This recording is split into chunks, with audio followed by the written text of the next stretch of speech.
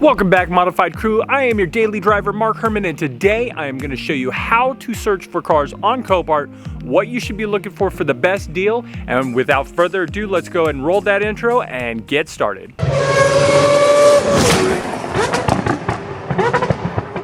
So we're on Copart.com, right? And there's a couple ways you could go ahead and find vehicles. You can scroll down and you can just go through this area here. There's trending, features, makes, types. I usually stay away from this area, so I'm not even going to focus on that.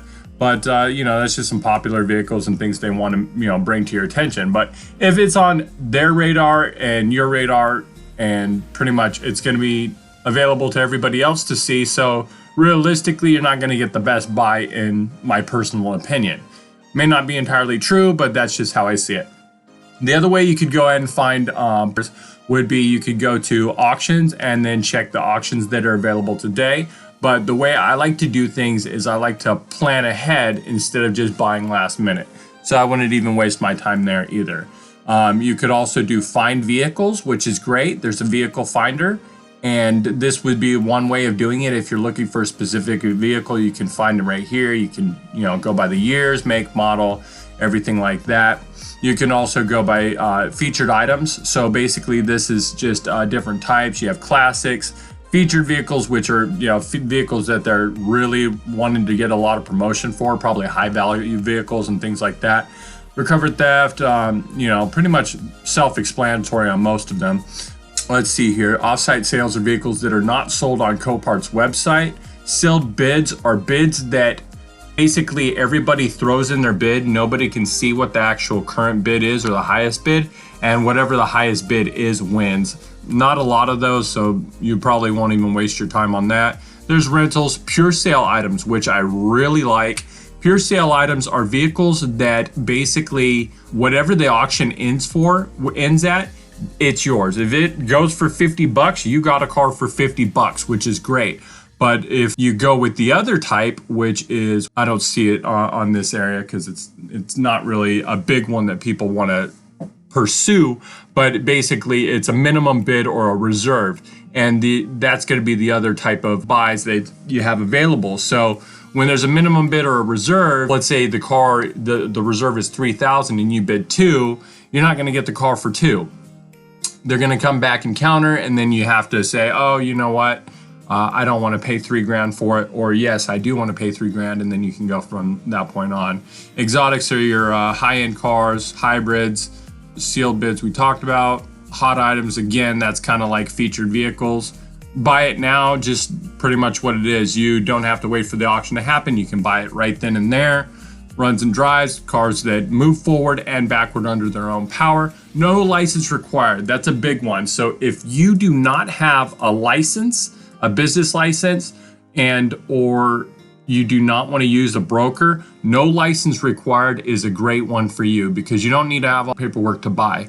The problem with this is if you live in California or states that require licenses, basically you're buying out of state, so you have to pay for shipping and you can't inspect the vehicle. So I tend to stay away from that as well.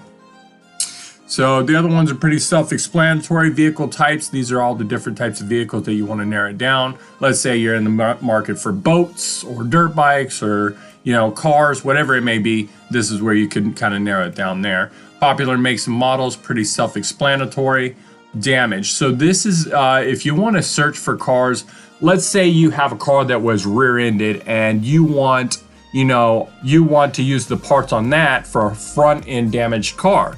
So you would go over here, this is where this would be beneficial, and you're like, oh, okay, I want to buy a car with front end damage, and then you can, click that, and it'll pull up all the front end damaged cars, and you can narrow it down and filter it from there.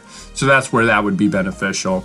Ownership, document type, we got clean titles, non-repairable, and salvage. Non-repairable vehicles are vehicles that have been damaged so bad that they don't see how it could possibly be fit for the road anymore, so you can't get them retitled. They're pretty much good for just parts. And then source would be where they obtain the cars from. This doesn't include all the sources because a majority of them are going to be from sellers or insurance companies. These are just alternative sources. So you have donated cars, impounded vehicles, and repossessions. All right, so I actually don't use any of these options typically. I will typically use the vehicle finder if I have a specific make and model that I'm looking for. This is my preferred method. Or another way that I usually like to go with is locations. And so what you do, there's multiple ways you can go about this, but if you go to the locations, you can pick a location that's nearest you. I live in Southern California. I got 10 locations nearest me. Let's go ahead and pick Los Angeles here. All right, so we pull up Los Angeles, and there's a couple ways you can go in here. So this will be down here at the bottom. It says upcoming auctions. This is their most recent auction that's going to happen. You'll usually have 1 to 2 auction lists, the most recent and then the next one following that. And you can click on it and it'll show all the vehicles that are going to be in that auction. Another way of looking at it is search inventory. This lists all the vehicles that they have on hand that are documented and listed. So it's not every single vehicle that's in their possession, but everything that they have, like pretty much the paperwork straightened out for. And so it'll show future inventory, current inventory, and upcoming auction vehicles as well. So everything that is listed here is typically going to be here. Not everything here is going to be listed there. So if you have a specific vehicle and you only want to buy from Los Angeles, I would typically come to this area. So let's go ahead and start there. So the cool thing about buying near you, which is my highly suggested, this is the biggest tip I can give you guys, buy from a Copart nearest you. There's multiple reasons, and let me tell you why. The first reason is you do not have to pay for shipping if you can pick it up yourself. Yes, you might have to pay for shipping if you don't have a pickup truck, but it's going to be substantially less than if you ship it from, across the country.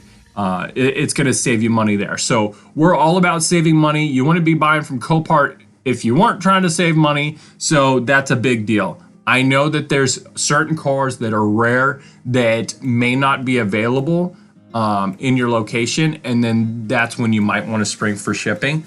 But otherwise, you want to pick a Copart nearest you. And that brings me to my second tip. You want to buy near you so you can inspect the cars. Guys, the biggest way to save on making a mistake or save a lot of money is inspect the cars you're interested in. Don't buy it based upon the photos. Everybody is looking at the photos. They see the same thing you see. If you want the inside scoop on the car, go out to Copart, look at the car. So for example, this Ferrari, right? It looks great in the photos, and this is what everybody sees. Now, Copart does take photos that benefit the car. So they're going to take the angles that really look good. If you see the inside of the vehicle, such as this is an example right here. Copart will angle the camera down, right? Now, usually, more often than not, when the camera's angled down like that, it means the curtain airbags have been blown.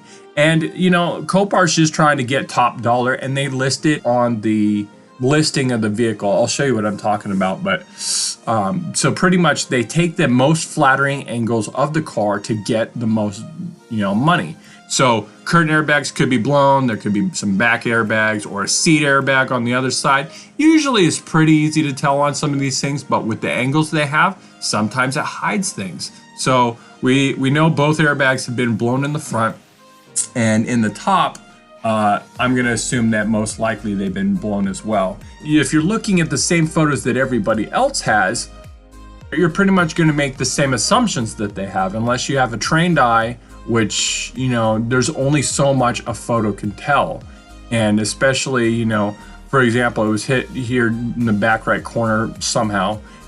You don't know if something went under the car and damaged, the fuel tank and the exhaust system. You just know that that part of the bumper was destroyed, but you don't know anything else. This is where it's important that you go ahead and inspect the vehicle, because what you see in these photos, more often than not, is not going to be what you receive. So, biggest tip, inspect the car. Let's go ahead and move on to another car, and I'll go ahead and explain this. So, you see right here, there's going to be the lot number. So this is basically like the car's registration number for Copart. So if you want to find a car, you go ahead and have the lot number, and it's the same thing as the sticker right here. So you can see that this number will match the lot number. So if you're walking through the lot, you see a car you like, punch in the lot number, now you have the details on that. If you want to go inspect a car at Copart, they're going to ask you for the lot number so they know where you're going. And second, if you want the keys, they need to know the lot number as well. So that's why you need to know what the lot number is. Below this is the watch. If you have a vehicle that you really like, let's say I like this Ferrari, you can go ahead and hit watch. And if you're logged in, it'll put it under your watch list. And you know when the vehicle is coming up for auction. You got your year, your make, your model, your item number, your location, lane, and row. So basically, location is going to be what Copart it is, and the lane and row is going to show where in Copart it is. So you can go ahead and go to this area that's listed in Copart if you're allowed to. Basically, the car will be in that general area. So it's kind of a map of where it is in Copart. Sale date is when it's up for auction. Odometer is the mileage listing. Now, with this, you need to pay very big attention to this as well. When it has an N or an A, that's substantially different. So let's go ahead and take a look at this Alfa Romero. So when it says N, it means that the mileage is not actual, guys. So that means they can't verify the mileage. The odometer could be rolled back. You know, for whatever reason, they don't know if this is accurate mileage. It could be, but they can't confirm it or verify it. So therefore they have to list it as non-actual. Now you're gonna see another one where it says A, and that means that is the actual mileage or accurate mileage right here. So that's typically what you wanna look for, guys. If you're looking to resell the vehicle in the future, not knowing the mileage really brings down the vehicle because nobody wants to buy a car that they think had 15,000 miles. In actuality, it had 215,000 miles. So it's a very important detail. The other thing you're gonna see if you are in this area, you might see cars that say 0 right here. Here's one. So it says 0 and not accurate, obviously. And the reason for that is basically they can't get the car to show the odometer reading, whether the cluster has been ripped out. In this case, it is not. It doesn't look like it's been damaged. So usually when it works like that, either the cluster is not working or they can't get the car to turn on at all, or they don't have the keys. So that's why you will have a 0 there. And that could be a good buy if you go ahead and run the car's VIN through like Carfax or something like that. Basically, you can get a rough idea what the last mileage was on the vehicle prior to the damage, and then kind of round up from there if it was, you know, more recent. So it's like, you know, this is 0. A lot of people are going to stay away from that, but you know, running the VIN that the car was last titled at 22,000 miles, you know, it's going to be a good buy. Obviously, with newer vehicles, this is going to be less of an issue because they're newer. They tend to have less mileage, and you're not really going to have, you know, 100,000 miles unregistered. But just something to take note of. And then right here is basically the document type. So it's going to be what type of documentation it's going to have, what state it was titled in, whatnot. So let's go ahead and take a look. So SC-CA. And if you go in here, and where's the documents at? Doc type. Okay, sorry. So SC stands for Salvage Certificate, and then California is going to be the state. So that's basically what it stands for. And it's all laid out under the description of the vehicle. But when you're going through the list, it's kind of foreign language and you don't know what you're looking at.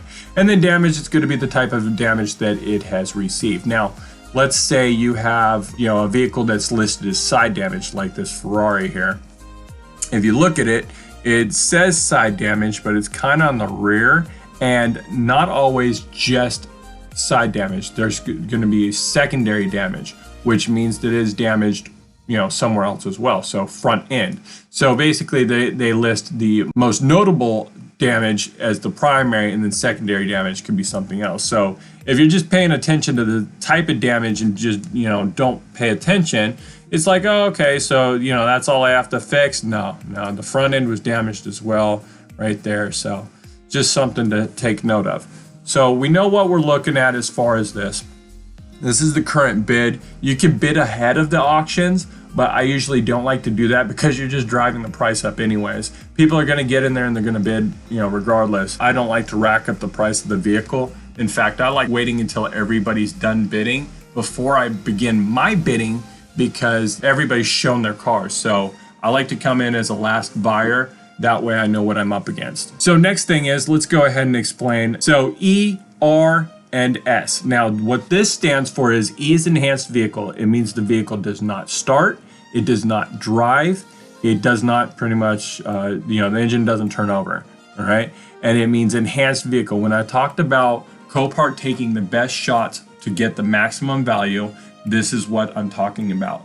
They list it as an enhanced vehicle, which means the car could be washed, the parts could be thrown on it in a beneficial way. So let's say this bumper's not even attached, Copart might throw it on there just to make the photo look as best as possible.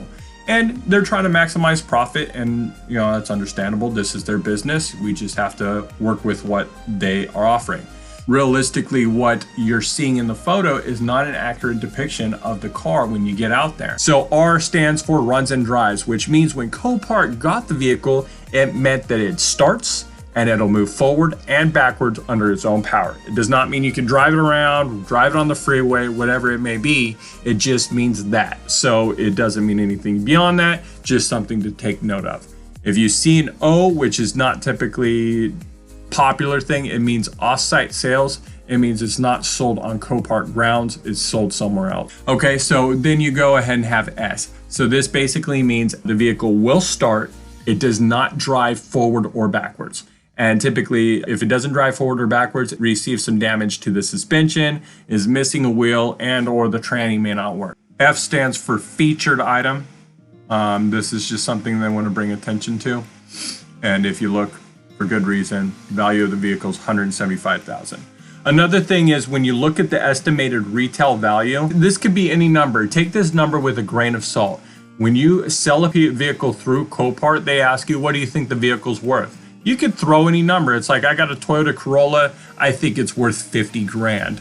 I mean, realistically, people aren't gonna do that, but it's not an accurate blue book value of what the vehicle really is. You need to check it through other sources, run comps to find the actual pre-salvage value of the vehicle to get an accurate amount. So let's go ahead and get to some of the tips and tricks of how I would suggest getting a good buy. So the first one is inspect the vehicle and buy close to you. You're saving on freight, you know what you're buying. You're gonna know pretty much what's going to be required to build the vehicle. You know what parts are damaged, what you're going to need to be replaced, everything like that. So based upon that, everybody else is looking at a photo. When you have that inside knowledge of the car versus somebody who's buying not locally or just moving vehicles real quick, you're going to be able to either walk away from a bad buy or know that you can bid more based upon a vehicle that looks like it's in worse shape than it really is. That's where it's very beneficial. So moving on to the next tip, I like to buy vehicles that have been previously inspected by insurance companies and look way worse than they really are. So let's go ahead and pull up this one right here. This vehicle looks like it's pretty bad shape, at first glance. So it's like, I don't want that, it doesn't run, it's got, suspension damage, whatever it may be. Could be, a bent lower control arm or anything like that. But what I'm getting at is this vehicle was hit hard enough that they're like, well, it could be salvaged, but it may not be. So let's go ahead and take it apart, inspect it. If it's, salvaged, if it's not worth rebuilding, we'll just do that. And this happens all the time, guys. So you'll get it from a body shop or inspector and they just have all the parts with it. Sometimes Copart doesn't even include it in the photos, and the car just looks like it's been in a bad front end accident. But under closer inspection, you look, and a lot of things aren't really bent. Everything looks pretty intact. Everything looks pretty good. This is where I like to buy vehicles of this nature. Sometimes when Copart doesn't include the photos, this is a big win for people that are inspecting them in person. This is a case where they do, but you got the headlight, and then you got the grill, and then you got the other headlight and the whole front bumper. But let's say all this was thrown in the back of the truck and then they took a photo, it's gonna look way worse. You're gonna know, but nobody else will, and then you're gonna bid more because it's like, haha, I got $1,000 or $2,000 worth of parts sitting in the back of the truck. This is a huge win, and this is how you're gonna save thousands. little things like this. And this is why being patient and waiting for the right vehicle is really going to help out. Now, if you are looking for a vehicle that runs and drives, a lot of people looking for the runs and drives vehicles because they're typically the ones that require the least amount of work, and people want to do quick flips or anything like that. However, I like to look at enhanced vehicles because they can be listed as enhanced because it doesn't run or drive for a number of reasons. They could not be listed as runs and drives because the battery cable has been cut. So now you have a perfectly good vehicle that has just been taken off of everybody else's radar. It doesn't run or drive because a battery cable is cut. A $2 part, guys, little bit of labor, and you just saved yourself some money. Again, you wouldn't know until you go and inspect it.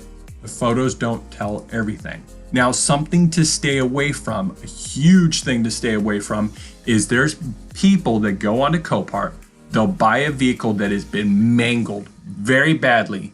They'll go ahead and kind of straighten out the panels. They won't replace them or anything. They'll just straighten out the panels and then put them back on the car to make the car look, as good as possible. An example would be something like this, right?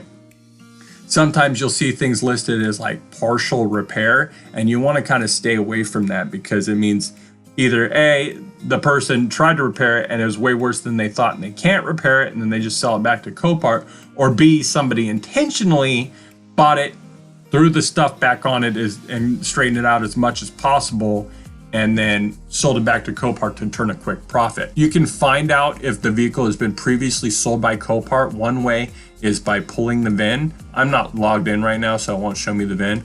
But if you're logged in, it should show you the full VIN, or you can pull it off the VIN photo.